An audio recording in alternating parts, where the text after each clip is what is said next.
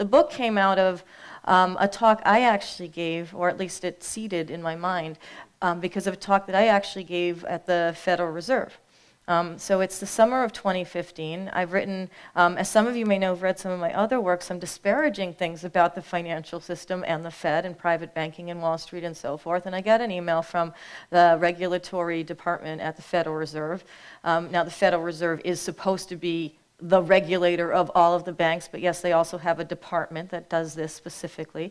And they say, do you want to come and talk? They have these annual conferences for 3 days that are just the internal people from the Federal Reserve, the IMF, and the World Bank. So they're not sort of public media things. They're not really handshaky photo op things. They're sort of internal. They take place at the Fed, and supposedly they address the topics that are of concern at that time. So the topic of concern at that time, or at least the one for my segment of the 3 days, was why isn't Wall Street helping Main Street? And so after I asked them if they really meant to have me there, as opposed to someone who actually supported Wall Street. They said, yes, we want you there, we want to hear your opinion. So I go to Washington, and I speak after Janet Yellen, who's the former chair of the Federal Reserve, spoke and addressed everyone. And this is all internal. It's all central bankers from around the world. And she speaks to the room full of them and says, we're at a position now where things are fine, the banking system is healthy, everything's all good, all these policies have worked. And I'm looking around the room, I'm sitting kind of at the side, she's in the front, I'm waiting to talk. And there's this feeling of, we don't quite feel we're on the same page as you, Janet Yellen, from some of the central bankers in the room. And they tended to be the central bankers, as I found out, from the smaller central banks around the world that aren't sort of controlling or influencing or depositing into the financial system lots and lots of money. They're sort of on the sidelines having to sort of deal with the ramifications. But anyway, she says everything's fine. Then a couple people get up from the Treasury Department, and they're even more enthusiastic about how great all of the last 8 years have been. There's been more regulations, everything's fine, banks are good, economy's healthy, we've got this. And then this cardinal talks. He had just been at the Vatican, and he comes and he doesn't talk about monetary policy or finance or anything like that. He just looks at the room full of bankers, kind of addresses the more senior ones, and he says, do you remember the thing about helping the poor? And again, sort of uncomfortability in the room. And I stand up and I say, look, the question you have for me for this conversation right now today is, why isn't Wall Street helping Main Street? So I just say, look, it's really simple. You never made them. You never required anything from these banks that you have subsidized for, at that time, 8 years at all. You never said, well, if we give you trillions of dollars of fabricated money, that you have to forgive some student debt, or you have to restructure some more mortgages, or you have to give an additional amount of small business loans, or you have to set aside a bunch for infrastructure development. We never told you to do any of that. So I said, so what did you expect? But the narrative then and now is that what the central banks have done, in particular the Federal Reserve, is that it's helped the economy. The economy is all fine. And I think we know that it's not really all fine. It's fine for the people who got the money. So let me step back, as it is. So let me step back. So what's a central bank? What's the real point? And there are many of a central bank. In honor of Yanis's book coming out, a central bank is kind of like a parent who has money or can find money when a sort of bad child or sort of child that's running amok, drinking too much, doing drugs, ruining the car, etc., keeps coming back and asking for money to go out and do the next thing. And the parent keeps on saying, yeah, okay, fine. So you need money for this. You shouldn't really do drugs. Yeah, okay, I won't. Can I have money for something? No, here's some more money. You really shouldn't drink. You shouldn't drink and drive. You shouldn't do any of the things you're doing, but you know what? We're going to keep on providing you the money to do that. And that's how the central bank has behaved, because what the Fed has done over the last 10 years, and particularly in the wake of the financial crisis, is to provide a blank check effectively, an unlimited sum of money in an unregulated manner by people that are unelected, sort of $4.5 trillion, just the Fed, that's a very big number, which is still on offer right now, to have the banks become healthy again, to enable them to have money again to continue doing what they were doing before the financial crisis, to use that money to buy their own stock, to use that money to enhance their own CEOs and chairpeople, and not to use the money to do any of the things that were at the crux of that question that day to help Main Street. Now, it's not their job, but it is the Fed's job, theoretically, to regulate the banking system. And so when the banking system goes off the rails, you know, when a kid is going off the rails, and it's the job of a good parent to turn in and say, look, that's not okay. Things need to change. You can't continue to be like that. But that's not what the Federal Reserve did. Instead, they came in and they said, don't worry, we've got this. Now, the Federal Reserve was created in 1913, and it was the result of a panic, and I talked about this in my last book, so I won't go too far on this, that happened in New York in 1913, where a bunch of in 1907, where a bunch of speculators rigged the copper market, and they got caught out. They made some bad bets. They were starting to lose money, but they were attached to banks that had real people's deposits in them, and those real people got very concerned that the top of their banks were losing money, and they started walking into the lobbies of those banks, and they started standing outside in the pavement, and they started walking on the sidewalks, and they started getting beaten up by cops at the time, and there was like mass chaos in New York because these banks had bet wrong. They had people's money, and people wanted their money out. And it looked bad. It was cosmetically bad. And J.P. Morgan, who was the head banker at the time in the world and in New York, was concerned because to an extent, all the people were involved in all of the banks. The more sort of powerful people at the larger banks, but it just didn't look good cosmetically for anyone else. So he goes to Teddy Roosevelt, who was the president at the time. He says, look, I can fix this. I need some money from the Treasury Department. So the first bailout of the banking system happened in 1907. It was $25 million. It was the Treasury Department giving the money to J.P. Morgan and saying, look, you just figure it out. Just fix it. Help the banks, you don't help the banks, whatever you do, just fix it, make it go away. And he took the $25 million, he gave it to his friends, he let other banks fail, and at the end of that, he was still concerned going forward that, you know, perhaps if there was another panic like this for whatever reason, it was kind of stressful to have to figure out what to do. And what if the Treasury Department doesn't have the money? And so he and other bankers, he was dead by the time that the Federal Reserve Act of 1913 came out, but at the time and over the years from 1907 through 1913, discussed how to get together and create a Federal Reserve system, an insurance policy, a parent for the banking system so that they wouldn't have to ask the president for money or ask the Treasury Department for money or count on Congress to vote to give them money. There was just a place that could literally create money that they could use in the event of an emergency. And the way it was sold to the people of the United States in 1913 when the act was passed by Woodrow Wilson was kind of like how it's being sold now. History does repeat. And the way it was sold was, if the Federal Reserve exists, and there's a problem on Wall Street, and money needs to go out to the farmers in the middle of the country or the people building up the western part of the country, and it's not flowing west, which is kind of how a lot of that money was going. There's a place, and there's 12 banks within the Federal Reserve System located in San Francisco and Dallas and Richmond and New York and so forth that'll sort of handle the problems and make sure that money goes through and it's liquid. There's a lot of water terms in finance. It goes through to wherever it needs to go, and that was how it was sold.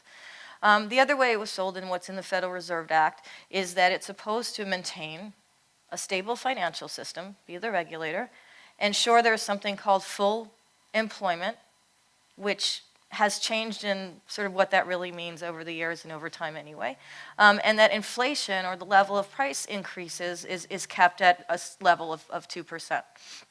And the other thing it was supposed to do is in an emergency, and there was a clause in the Federal Reserve Act, it was the lender of last resort. In an emergency, it would be there to provide money for the system. So in 2008, there's a big emergency in that all of these banks have effectively ruined the system.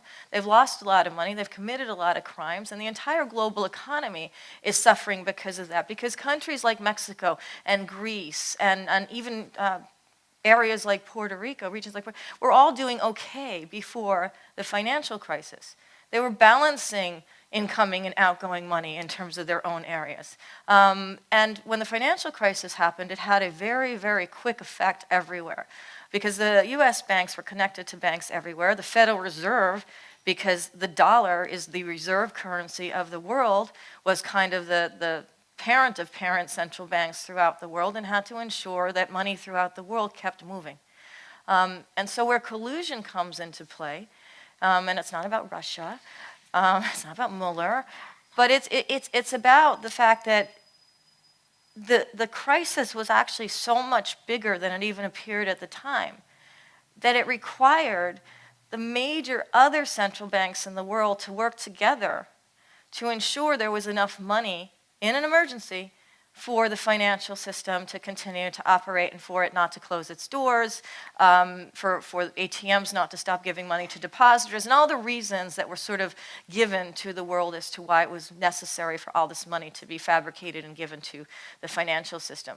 And so the European Central Bank, which is the head central bank of the European Union, the Bank of Japan in Japan, to a lesser extent, the Bank of England in the UK, and basically the G7 central banks, all kind of worked on this same policy, and they're all sort of like taking direction from the Federal Reserve. Because the other thing the Federal Reserve didn't want to have happen, and US major banks didn't want to have happen, is for money to leave the US. And so when the Fed started making money available at very cheap interest rates, or 0%, which is like no percent, to the banking system, which now it's a little bit higher than that, but effectively globally it's still 0% on average to the banking system.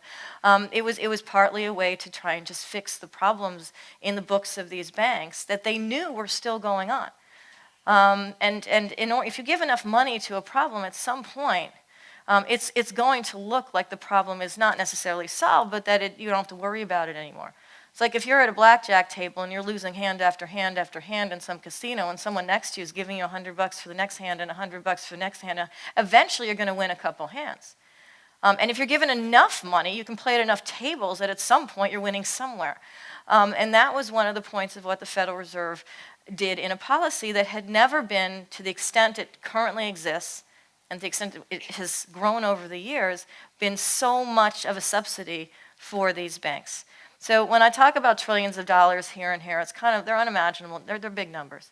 But if you think about it like this, the amount of money, the trillions of dollars that have been manufactured to help the banking system in an emergency situation that has now apparently gone on for a 10-year emergency, that's a really long emergency, or that's a really unhealthy financial system, is about $21 trillion. Now, today. Now, it's been more and less and stuff over the 10 years, but currently, that's what's been fabricated and is still like on offer to subsidize the financial system. Now, that is about the size of the GDP of all the goods and services of the United States. That's basically like saying there's two United States out there. There's one that's kind of here, and then there's one that's subsidizing the financial system. And when the Fed has these meetings and these central bankers get together, like in the slides there, and all these places around the world as they do, in Davos, Switzerland, and in Jackson Hole, Wyoming, and all the places they get together to discuss whatever the problem of that year happens to be and however it is they're going to solve it, the net result over the last 10 years is whatever they're talking about.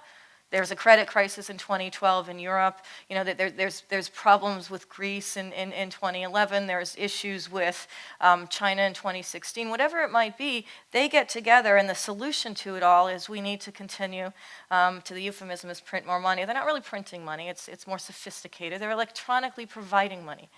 And they're not requiring anything in exchange for it, and they're not asking for it back. So it's like you go to your ATM machine, and you think you have a balance of $100, and all of a sudden you have a balance of like $1 million. Right? That would be nice. It would be nice if that happened. I mean, if you took, trillions of dollars and you divided it out, not even necessarily per person, but, per things that could be useful to growing the real economy, that's a healthy sum. And what happens in finance, what happens in banking, is if there's a certain amount of money available, it allows for other things to happen as sort of byproducts of just existing. And so if there's $21 trillion of money available that has gone into buying bad mortgage assets from the US banks, or buying certain very selected corporations in bonds in the European Union, or stocks in Japan.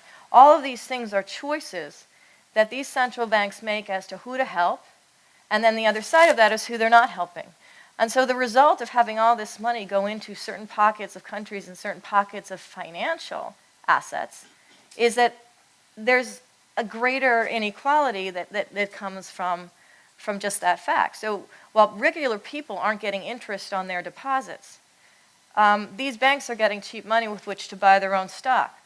So if you look at just the big 6 banks in the United States, because of this policy, they have been able to, among other things, have a record quarter this past quarter. They also saved an extra $3.6 billion collectively because of the tax cuts they needed so badly. They have increased all of the pay for their CEOs substantially. And they have not really raised the interest rates on people's savings accounts. In fact, a regular person who's, let's say, has $1,000 of a deposit at a bank like JP Morgan Chase or Wells Fargo, Bank of America, or Citigroup is probably paying about $20 a month for the honor of keeping their money with these banks, for which they're receiving close to nothing in interest, which means they're paying 24% interest to banks to keep their money. Now, banks are paying almost nothing on interest to receive much more money than that from the Federal Reserve. So when they go and they buy their own stock, and that looks good for their shareholders, they have an option to not buy their own stock and to use it to basically give to their customers, to increase their, reduce their fees, increase their deposits, restructure some of their loans, whatever could be done if this was for a totally different system, or if the Fed made them do what was the problem behind that question. If they made Wall Street help Main Street. And when I say Wall Street, I mean collectively banks throughout the world. It just so happens that the Wall Street banks were the sort of miscreants at the mouth of the financial crisis, and they continue to do what they've been doing since then, just from now a higher height and with more subsidies. And as I said before, that has ramifications throughout the world. I'm going to go very quickly because throughout the world now, because I wrote collusion out in the world. I traveled to different regions, and I specifically picked those regions because they represented different results of this particular policy. They were either collusive with the policy, they tried to be and couldn't, they had political problems because they tried to be and couldn't, and smaller countries had to deal with helping their own economies and a policy that worked for them internally, but then there was flack from the US and so forth, and so they just represent different things. Mexico was the first place I went to. I spent a lot of time there. These are not the first times I went to any of these places, but to sort of dig into this. And I had a breakfast in Monterrey, Mexico, which is the 3rd largest, it's in sort of in the industrial city in Mexico, one morning soon after the Janet Yellen experience in Washington. And I was sitting next to a former senior member of the Central Bank of Mexico who had left in 2008. He actually left as the crisis was beginning. And most countries didn't think the crisis was going to become the crisis. And I have a lot of this documentation in the book. Most of them thought this is a blip, this is bad, but we're going to weather this. We have nothing to do with these banks. This is not us. But then, of course, as the banks started hurting the economy and money started getting put into different places, it started to creep into all of these other countries that have relationships with the U.S. that had to deal with the fallout of basically a recession or a depression here. And so he said that at the time they were talking, they were looking at sort of Washington and hoping that they would pick a different direction from what they did. So instead of providing money and sort of a reward for all the bad things banks had done, sort of maybe beat them back, do something to them, regulate them, make it sort of better for the future.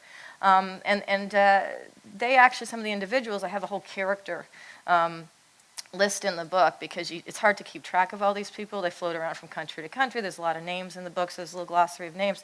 But this one person I thought was very critical to the meaning of the giving money in the face of a crisis, Guillermo Ortiz, who was the head of the Central Bank of Mexico when the crisis hit. And he went up to Washington and he said to Ben Bernanke, who was the chair of the Fed at the time, look, if you are going to do what I think you're going to do, then that's going to ultimately decrease confidence in the system, not increase it for the regular people, and that's going to ultimately, come back to haunt you. And Ben Bernanke, of course, completely ignored him, did not even mention him in his memoirs. I had to actually buy the memoirs to make sure the electronic copy I had that did not mention this guy's name or any of the central bankers that warned that there could be ultimate problems from this particular policy in the very beginning. were completely ignored. So Ortiz actually winds up not being reappointed to run the Central Bank of Mexico in the next time he's up for that position, because he was openly critical of what the U.S. was doing. He did go on the circuit. He is still involved in sort of the he actually is an advisor now to the Dallas Fed. So these people do sort of recycle, but he did try to warn as to what would happen. And the second head of the Central Bank of Mexico, Agustin Carstens, started out saying, and that's why he got the position, I agree with Ben Bernanke. He became sort of a public mouthpiece down south for Bernanke.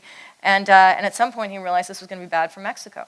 So they tried to follow the same policies as the Fed. They made money cheap. That increased inflation in Mexico, because in Mexico, inflation actually was related to this policy, because the central bank was closer to actual people than the central bank here is to people in our country. And ultimately, he got disillusioned as well. And he wound up quitting. Well, he quit once Trump was elected. But he wound up quitting and going to run the Bank of the International Settlements, which is in Europe, which was created ultimately to be the central bank of central banks, and that it has all the information. It looks at all the reports. And for the most part, for decades, it was created in 1931. It was a cheerleader of any policy any Fed would do, any ECB would do, any central bank would do anywhere. But even it became critical, and its reports now have gone from being very comforting to being very critical of a policy that's basically dumped a lot of money into the market, required nothing from it, dumped a lot of money into the stock market, been that sort of fuel for very risky policies without any sort of request to restructure. And now there is this shift in the world, and this is actually the positive part of the book, of countries like Mexico, of countries actually even like China, who've actually questioned this policy of the United States and are trying to develop alternatives where if money is being fabricated, it's at least being fabricated for real growth and real infrastructure and real development and real people and real bridges and real trains and so forth, which ours is not. I spend a lot of time, probably too much time in Washington, talking to people of Congress on both sides of the aisle about financial issues. I don't work for a bank, obviously, anymore, so I'm really talking about this from the perspective of just sound policy, just sensible things, and it is not sensible to reward bad behavior. It's not a good economic policy ultimately, and that's what we're really dealing with over the last 10 years. And the fact that it also creates inequality and it reduces the amount of savings people get and reduces what pension funds can be worth in the future, and then all this blame gets stirred up at the sort of bottom of the economy. And that's kind of going back to the video. So you blame the immigrants, blame terrorists, blame workers, blame those lazy people in Greece who weren't working hard enough to maintain a balanced budget there. Just outwardly shove the blame where there has been this massive trickle-down narrative policy that is not being pushed by the Republicans or the conservatives or whatever, any political party. It's being manufactured by central banks. They have larger checkbooks today than they've ever had before. And they work together to basically promote that. So in Europe, where I went all over as well, there was a real choice to not help Greece, obviously, and there was a power choice in that.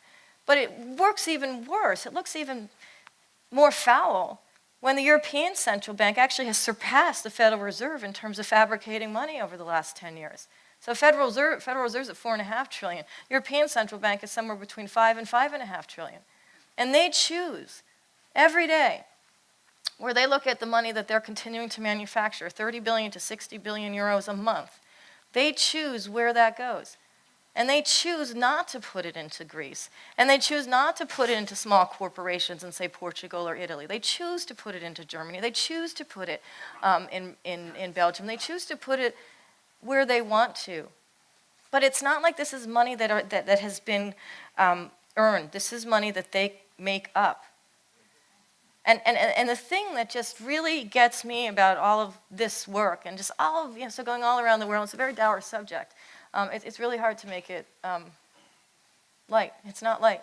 But what it is it's just so frustrating. It'd be one thing if there wasn't an avenue to create money when money was needed in an emergency situation. But not only is this avenue been sort of rejiggered to be so generous, to so subsidize the financial system, it just makes all the problems that it creates that much worse. Because that choice happens every day. It's a choice that the Federal Reserve is sitting on $4.5 trillion of subsidies that it provided the banking system, including $1.5 trillion worth of mortgages, $2.5 or more trillion of U.S. Treasuries. It has bought and given money to the banking system in return for buying those assets cheaply. And that debt's not getting used anywhere. The Treasury bonds aren't getting used anywhere. We're supposed to borrow money to do things. That's not what's happening. It's sitting on the Fed's books. The mortgages that were still toxic 10 years ago, some of those assets are still sitting on the Fed's books.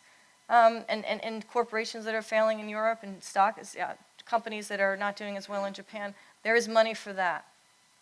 But there's not money for sort of the basic foundation of the economy. And that's where this is just such a crime. So some people ask why I picked the word collusion, and I'll finish with that and open it to you for questions. But collusion, according to Google, I was actually at Google today. I found out that at Google, they have like an arts and crafts sort of woodworking area. So it's like in between working, you can go and make things. Which I actually thought that was cool. But anyway, so on Google, if you look at different definitions for collusion, it's basically talks about a secret or elite sort of group of people that are committing fraud or criminal behavior or whatever. And one of the words is also deceit. So I look at it like this is an elite group of people. The people at the head of central banks, they're not elected, they're generally appointed. They sort of go back and forth between the private sector and each other's central banks, depending on who they are and how high they are. They pop out and they get lots of money for making speeches, as one does when they come out of places like Washington and sort of richer cities throughout the world. And they manufacture money. And then in all of the narratives about the manufacturing of that money, they talk about how it's helped with growth. And it hasn't really helped with growth by definition because it is sitting on their books. It's not even logical to assume it has trickled down somewhere into growth. Yes, stock markets are higher. But if there's an availability of money to one group of institutions to use to buy their own stock, and banks actually have to ask the Fed if it's okay to buy their own stock, and the Fed has to say either yes or no, and it always says yes, well, then they buy their own stock and it goes up. So that's not an indicator of health. That's just an indicator of money. And so I find that that's kind of the biggest deceit in all of this. And the deceit is that this policy, this 10 years of emergency policy, has somehow funneled in to the major economy. And I'll finish on that with, I was on CNBC on Friday. And I don't know if any of you saw this. It was cut short because Trump was talking about something in the beginning of the segment. And so it was a short segment. And it was me and some hedge fund guy. And we were talking about wages. And the topic was, not unlike Wall Street not helping Main Street, but it was sort of like, why aren't wages going up as much if the stock market is up so high? Like, what's going on? What's the deal with that? And wages had increased by 0.1% last month. That would be like nothing, right? Now, the top 6 banks put in record quarters over that period of time. They bought lots of their own stock. Their stock went, lots of other things happened. So we're talking about this, and I'm explaining that this money didn't go into wages. It's gone into stocks. And the guy on the other side is saying, yeah, but Apple just announced an $100 billion stock buyback, and they announced higher bonuses. And I'm like, well, bonuses and wages are just so not the same thing. Bonuses are like this portion of stock goes into your pocket, and wages are like the thing you actually have to count on to live on, and it hasn't moved. But the thing was, he got the last argument. So the way it worked on the media was he said something first. He was asked a question first about this. I responded something like what I just told you. And then he basically said, no, you're wrong. And that's how the segment was cut, right? And I don't do that. I'm sitting there. I wasn't. You're in a chair. You're looking at a camera. You have no control over any of that. And then when the segment was actually put out on Google, online, it said something like "Our wages going up," and that was the title of the segment. So also there's a lot of other factors in terms of continuing to spin this narrative that don't sort of bear out in the real data. So ultimately, what my book is about is looking at how this collusion of fabricating money has impacted countries throughout the world, who's been doing what when. Every single chapter and every geography kind of starts with the crisis in 2008 and goes through to today, or basically when I handed in the book, so sort of like recently, and then goes back. So you're constantly looking at this 10-year period from a different perspective around the world, and so hopefully that provides, if you read the book, just a composite of what's happening, because we are actually all in this together. The Fed has sort of been the dominant parent in terms of providing financing to the system, but ultimately this is a world in which there are many ramifications everywhere, and we are in that together, and so that's really how I positioned it. In terms of solutions, which I end with, to this, there's lots of things that could be done, just in terms of financial policy in the United States, and those of you who know my work, I am a big advocate of Glass-Steagall reenactment, of separating the deposits and the loans from everything else that banks do, including now buying their own stock with lots and lots of money from the Fed. And having at least some sort of stability at that level of the system, reducing their size, how many deposits and assets they can have as a percentage of what's available in our country and in countries throughout the world. If we do this here and we do it in other places, to have central banks, if they exist, to do their actual job, which is regulating financial institutions, not sort of rewarding them for bad behavior, and certainly not having unlimited unaudited check writing capabilities that they have right now. Having the people who run these banks actually elected rather than appointed, so that they're accountable to the public because their policies affect the public. And actually canceling a lot of the debt that's been created in the wake of the financial crisis throughout the world, that has been created in countries and by smaller companies that are required to do that, to basically borrow because they're not really recipients of the sort of big money that's coming from the top, and sort of creating a more stable environment from that perspective, and taking some of the money that's on offer and ensuring that it goes into development and infrastructure and wages and reduction of student loans and everything else that it could go for, which could actually do what all of these central banks have promised their policies will do, which is really promote real growth on real sort of Main Street and the equivalent of Main Street throughout the world. So I'm going to open it to questions from you guys. On that, thank you for listening.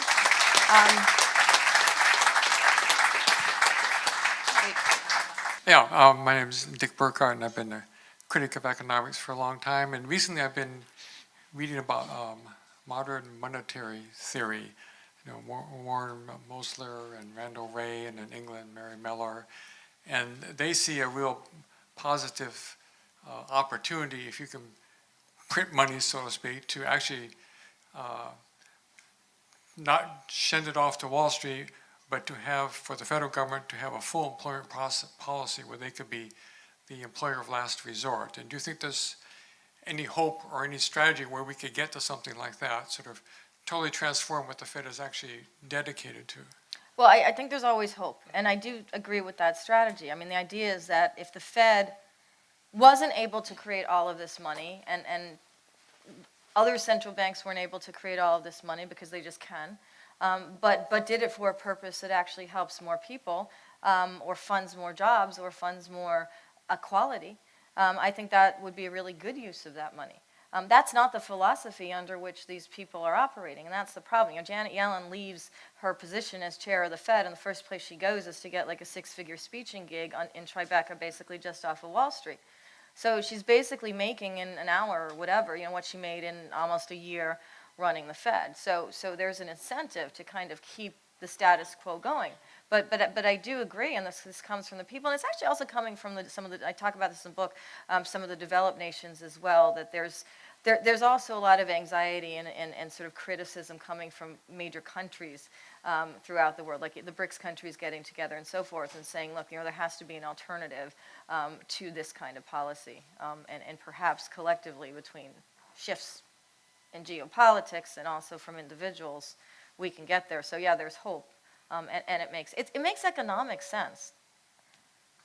So my question's on MMT as well.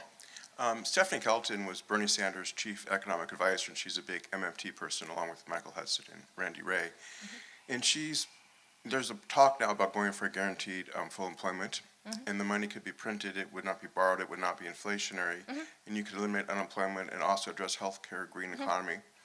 with Bernie's proposal out right now for full employment, the question people are asking is how to pay for it, and there's not a public understanding of MMT and that is a way to finance it.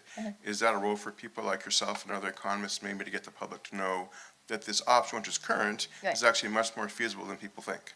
Yeah, I agree with that, and I've actually, some of the same people I've talked to on the Hill about Glass-Steagall, and including working with various people on both sides of the aisle, is to do an infrastructure kind of situation, or not, a program, sets of programs where you take the debt that's already there.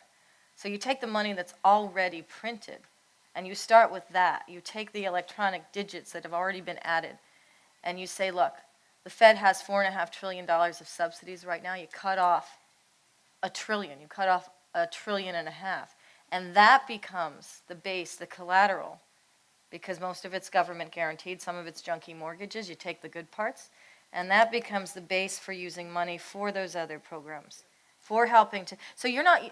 The cool thing about it is because there's been such an inflated amount of money created already, that idea can actually start with literally diverting it. Literally using what's already there as the base for those ideas. And I think that's the way to do it. You don't even have to start with anything new. You can start with what's already there. If the European Central Bank, for example, can print $30 to $60 billion every month, just don't have it go into like tech corporations in Germany or wherever, have it go into things that are real. But MMT would actually bypass the private banks and be more direct. No, that's what I'm saying. It's the central bank is already there providing money to the banks. What I'm saying is you basically take back the provision. You still have the debt on your book already. You still purchase these treasuries from the private banks, but you redeploy them. They already are there. They're already on the Fed's books to start something like a public bank, something like an infrastructure or national bank, that you bypass the private banking system and you have more of a public banking system, but it is funded by debt that's already created. So there's no new debt. Not the same, okay. Yeah. Thank you. It was a great presentation. Thank you. So I'm a kid from Brooklyn, New York. I used to play I'm from New softball York. I used to play softball with Lloyd Blankfein. Ah, He was a kid who lived in the projects of East New York, a place called the Linden Projects. I knew him very well as a kid. And I found him to he's be the he's CEO and chairman of Goldman Sachs. He's a chairman of Goldman Sachs. He's also a criminal, unfortunately. Right. When the whole board of directors, Diamond of Chase Manhattan Bank. So in 1978, when I graduated Brooklyn College, I became a headhunter, and I was working specifically with Chase Manhattan Bank, a bunch of banks. Merrill Lynch was one of my clients, and I got very lucky because a few years later, I read an article in Banker and Brokerage magazine. And I saw the little company in the penthouse of 90 West Street, which is right across from the Trade Center, cross Liberty, cross Albany. There was a little church in the parking lot called St. Nicholas that went down during 9/11, by the way. 9/11. Anyway, the luck that I had was I read a little article about banks needing PhDs in mathematics. So luckily I had the money. I had a contract with the New York Times for $25,000, and I wrote an ad every week in the Any Technology Train Wall Street. So I made a lot of millionaires out of a lot of young people coming out of MIT and Columbia University. They were getting jobs in managing directors doing quantitative research. They'd make $75,000, $80,000 their first year, $125,000 the next year, $150,000 the following year with a $3 to $5 million bonus. The things that I really think I'd love you to address in another book. I've not read who you are, but I found out who you were, and I'm here. A couple of things. The derivative security market did not accidentally fall. It fell by a bunch of criminals that changed the game. Because when derivative securities market started, a bank would take 10 mortgages, let's say at $100,000 apiece. They would get, let's say, 20% down on that. So they'd have $200,000, right? And it was AAA mortgage. So a guy who took a mortgage out, I'll leave in a second, I'm sorry, but would take a mortgage out, and they were guaranteed to pay that 15 or 20 years. Then they started goofing around with the tranches, right? So it's not really the central bank, I don't believe. I believe it's the criminals on the street that have never been accountable for the crimes. That's all I have to say. I'm just saying, I'd like you to address that. Yes. Well, so one of my books did address that. it was called It Takes a Pillage. Okay, I love the And you title of have that. to- I love the title of Yes, that. and that book actually goes into a lot of what you're talking about, which Right. is sort of all the criminal manufacturing and remanufacturing of really creating fake securities and sort of selling them as real. But what the central banks have done, and where this book actually follows from that. Right. And certainly, those people committed crimes, they paid hundreds of billions What of about dollars Guyton for who those paid crimes. $1 on $1? You know what I'm saying? Exactly. Yeah. That what's happened since then, which is why this period actually is almost more scary, is there's these other entities, the central banks that have come in and validated all of that have basically created a whole new pool of money to subsidize the institutions that committed these crimes and sort of lied to investors and faked the integrity of their securities, and in many cases copped to felonies. J.P. Morgan, as an institution, settled on a felony charge of rigging one of the rates that actually determines the cost of money, called LIBOR, separate other longer conversation.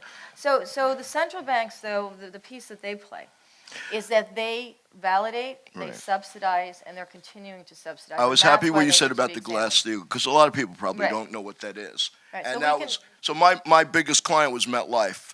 Right. They had $136 billion in assets. They said to me, it's going to change, they're going to need PhDs, and I was Right. very fortunate to be Right. in that So you game. were Anyway, at the thank right you so time. much. You're you know. welcome. Thank you for your remarks.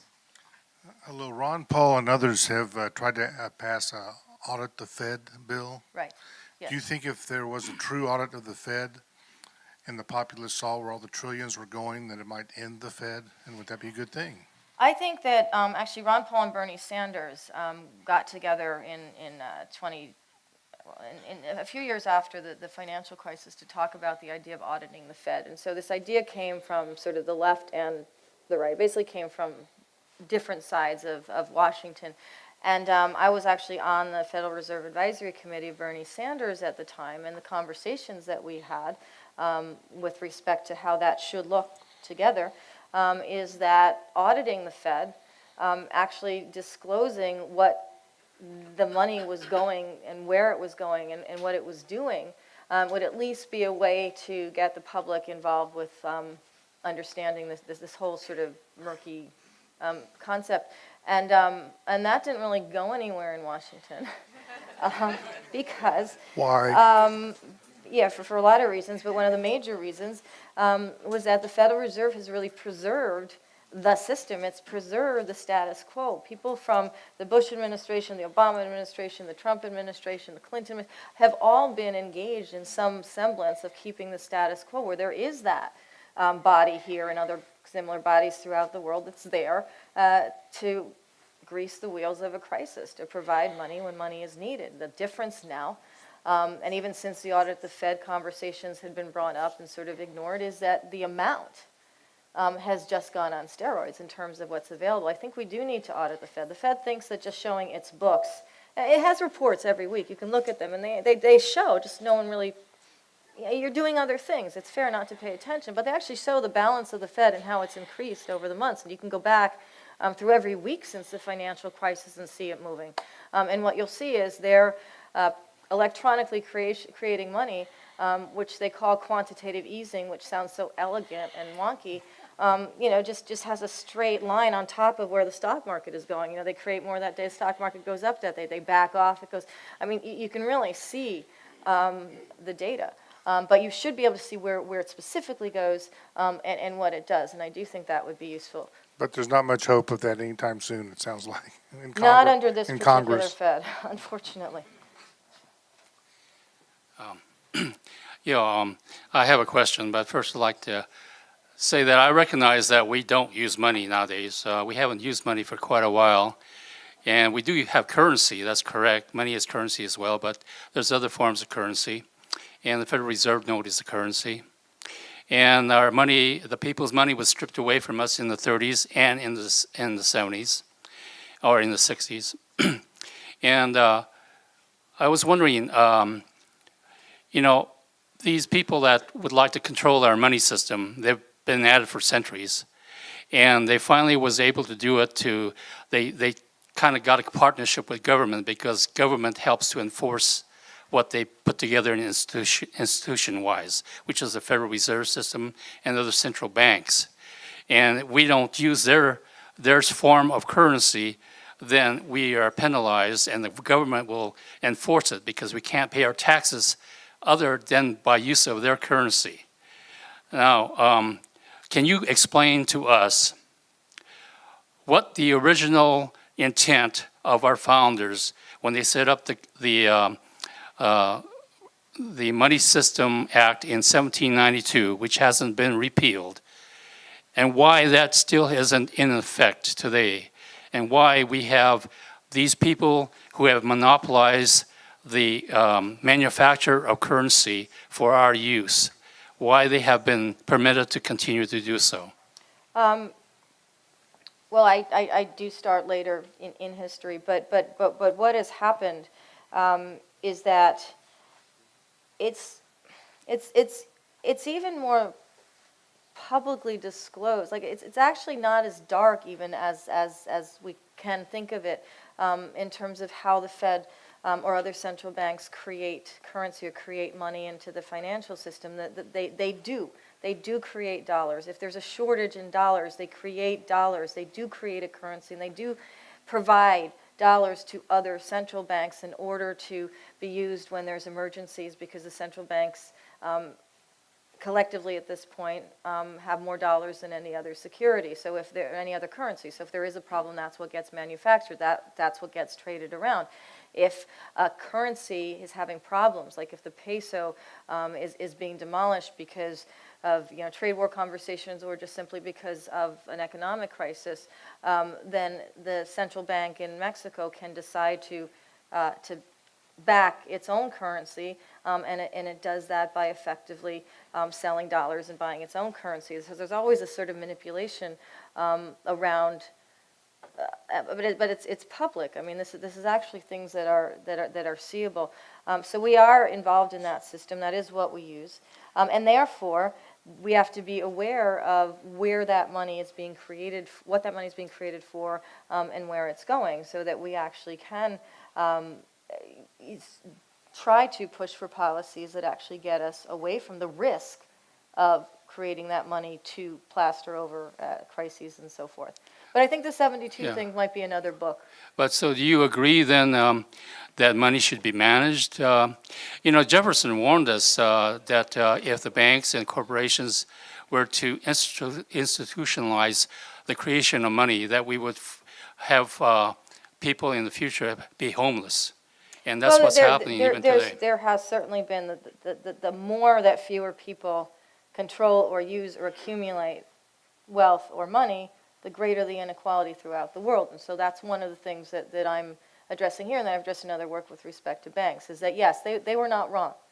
It is not wrong to say that if there's certain bodies that accumulate more of the wealth, that inequality is produced from that, and that ultimately does create more homeless, it creates more poverty, it creates less stability economically. So that is happening. And what we have to do is be aware of it and push for policies and ways to get around that and sort of bring equality back. Yeah, thank you. Hello, thank you. My name is Doug Underwood. On the home front here in Seattle, where we are probably the most booming economic city in the country, I wondered about a comment that George Orwell once made about how hard it is for us to see kind of what's at the end of our nose. And let me ask you just your thoughts, central bank related, how it relates to the crash. The reason that money is ostensibly being kept so low is that inflation is so low. Inflation in housing in Seattle last year was 12.6%, and I think it's been going on double digits since this recovery started. That has allowed money to flow into development, and the development here has been largely in condos and homes at highly unaffordable prices, has driven people out of the city, and yet continually our monetary policy is based on the argument that there is no inflation. How does that tie in, and what is going on? Yeah, it is ridiculous, and I'm glad you bring that up. I've had a question like yours, not that yours is not originally put, but in all the places that I've been talking about this, why is inflation official inflation, like, a sort of general way that inflation is computed, not going up. There's a lot of other factors. So there's a lot of inflation, though. There's inflation in real estate prices at the top. There's inflation in the stock market. There's inflation in the bond market. There's inflation in the cost of college. There's inflation in the cost of health care. There's inflation in rents. There's a lot of inflation going on. So it isn't like the money that's gone into the system hasn't produced inflation. It just hasn't produced inflation as it's calculated by the people that run the Fed.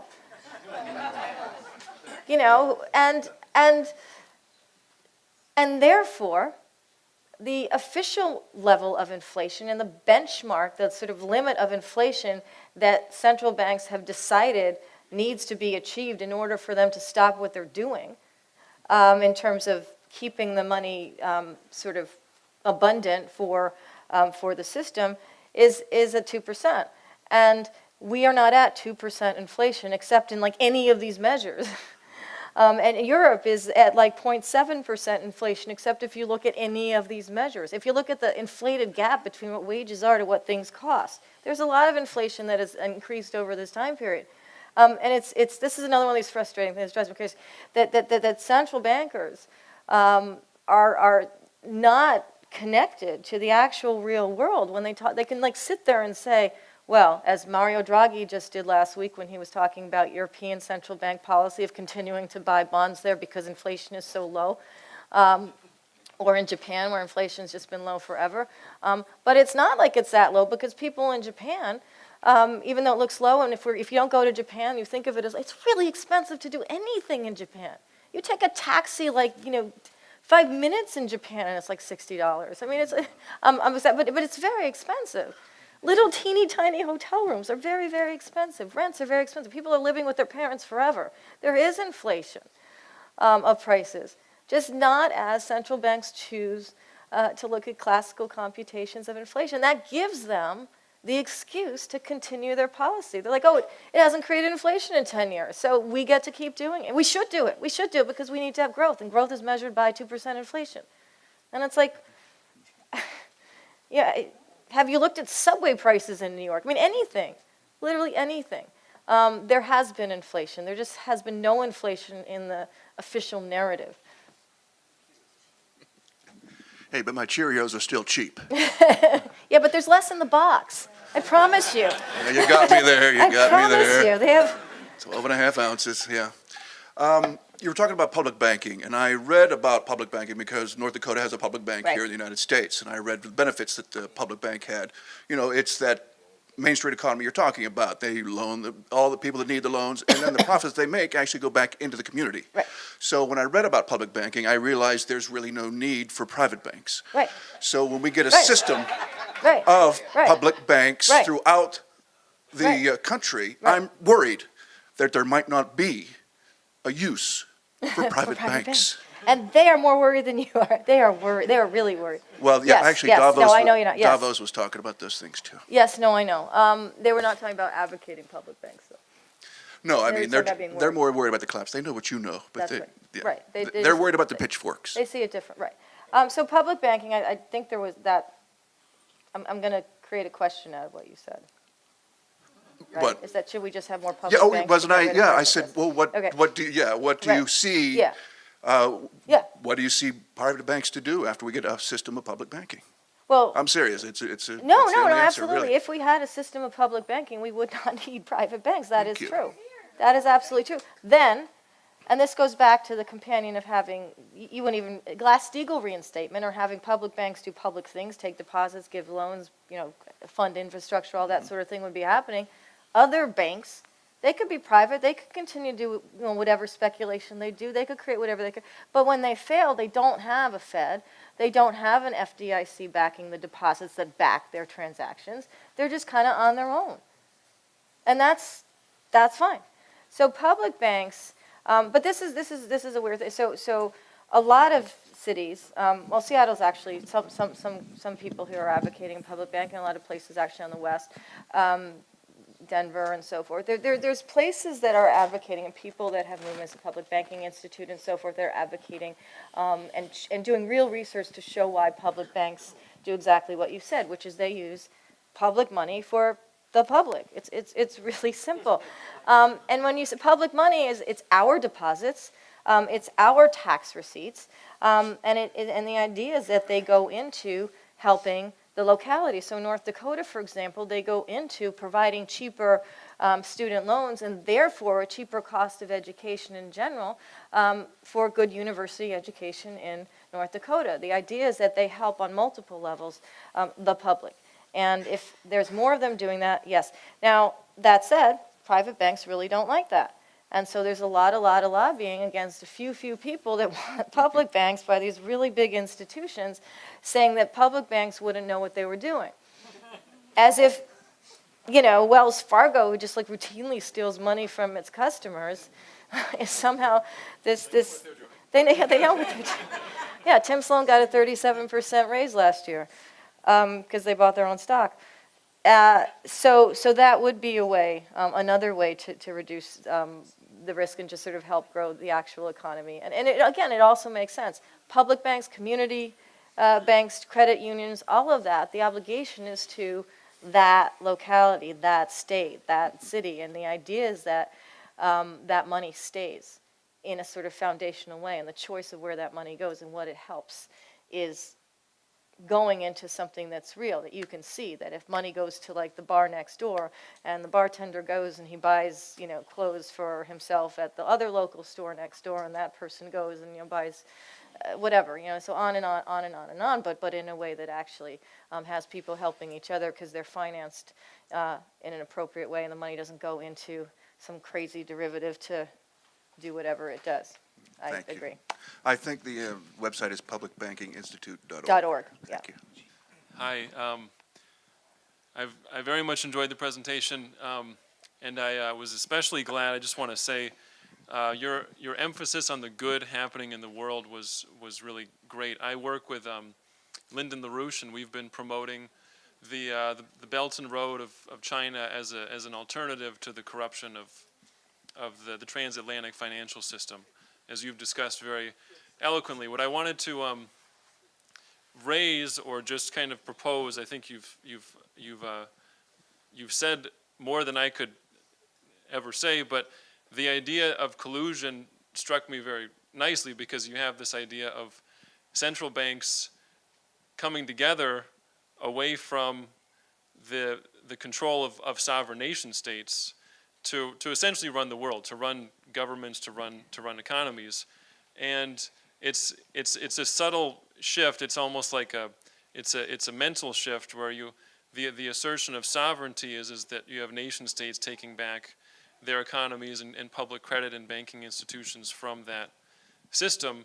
And what I wanted to, hold on. So I want to ask her to comment on that idea because we have a wonderful opportunity now for the United States, China, other nations to come together around an actual new financial architecture, so to speak. So I think is this now working? Yeah, this is working. So I think in general, you know, as I talk about in the book, that the more that money is deployed into real development and real infrastructure and real workers and real wages, the more that economies anywhere, and also therefore if they work together, can thrive sort of at what I call in the book a foundational economic level, at the sort of brick and mortar of the world, of the hierarchy, of the countries, of just what citizens can receive from the fruits of real labor and real building and real development and long-term growth strategies. So to the extent that any country, and it is true, China is involved in a lot of funding for its choice for using its quantitative easing or its manufacturing of money has been longer-term development. And that is something that we can learn and redeploy. We've done it in the past. We did it here under Eisenhower's time. Money was used and deployed from both the federal budget as well as private, as well as individuals, as well as local banks to create a highway system and to basically produce jobs. And we had a time then where there was actual real growth. It wasn't speculative growth. And there wasn't this major dislocation between CEO pay and sort of regular people's pay. I mean, it was high compared to other countries, but nowhere near what it is today. And I think that's just a way to get back to real economics, real foundational economics here and in partnership with other countries. Thank you. Thank you for coming. I don't really know much about you because I just found out about you today. So this question, I don't know if it's in your realm of expertise, but you were talking about the relationship between the Federal Reserve and the financial sector. I was curious about the relationship between the Federal Reserve and the military-industrial complex, and how the defense sector, how does that influence the decision-making and the policy-making of the Federal Reserve? And I'll sit down on that. It's a really good question. It would require a very long answer to get really into it. But just because I was bringing up Eisenhower before, and he had talked about the military-industrial complex and warning about there being sort of too much inbreeding there, and that could relate to instability. One of the things Eisenhower also talked about was connecting economics into that. And so at the time, in the wake of World War II, when the IMF and the World Bank and sort of the global central banking institutions were being created, the idea was that their funding, their money would go into developing the countries that were allied to them. And so just if you go back in history, I do this in my last book, in All the President's Bankers, but if you go back in history, you'll see that a lot of the development fund and a lot of the World Bank bonds were going towards building either infrastructure or funding certain infrastructure related to the military or whatever it was, your ports, et cetera, in areas that were allies of Europe, sort of the winners of the war in Europe and the United States. So there has been, for a while, for decades, a relationship between sort of that economic concept and the military-industrial complex through central banks. And to an extent, the fact that the dollar has been the reserve currency of central banking throughout the world. And the second currency, it's the euro now, but it had been the Deutschmark and the French franc sort of collectively before the euro was created in 1999. It did have the effect of proliferating the military industrial complex as well. And so when you're saving the dollar, when you're creating money to prop up the U.S. banking system and the U.S. banks, which have been an integral part of financing for the military as well, there is a strong connection. So it isn't necessarily, and it might be, some people at the Fed might realize that's a very strong connection, some might not even consider it because they're really focused on the sort of economic part and the Wall Street part and the saving the banks and creating stability part in their minds. But there's certainly a relationship between how many dollars are in the world and what part of our military they go to, and how having a lot allows our military to continue to be sort of over budgeted relative to the rest of the world. It's almost another book. Yeah. But it's a good question. How long will our currency be the currency of the world? That's another long question. There are people that think that because of this whole sort of situation and the instability and all of that, and then the Fed sort of supported our banks and sort of gave them rewards for being criminals, that's going to impact the dollar, and that's going to create all this sort of room for other countries and other currencies to create alliances with each other, to take out the dollar and so forth. To an extent, that is happening, but that is a very long-term process. It's not like tomorrow the dollar is going to collapse. The dollar has been weakening for the last few years, and the dollar has periods of weakening. Part of that is because other countries are developing relationships with each other. They're choosing to trade not in dollars, but in their own currencies back and forth. There's exchanges and sort of markets that are being developed every day to do that more and more. And that just, if you look at it as one pie, you're basically taking a piece out of the dollar part of the pie, and it is therefore shrinking. But it's something that will evolve, I think, over time. I talk about that a lot in the book, just in different pieces. You can see all these trade agreements and currency agreements and relationships that have been forged in the wake of our financial crisis, and because of this monetary policy, the cheap money in the Fed and all of that, and you can sort of track how they develop. So it does go away from the dollar, but it's just going to take a long time. Her question was how long it will take before the dollar is no longer, I'm paraphrasing, the reserve currency, the main currency used in the world. I think we have to stop. But, yes, and oil is a part of it. Anyway, I would like...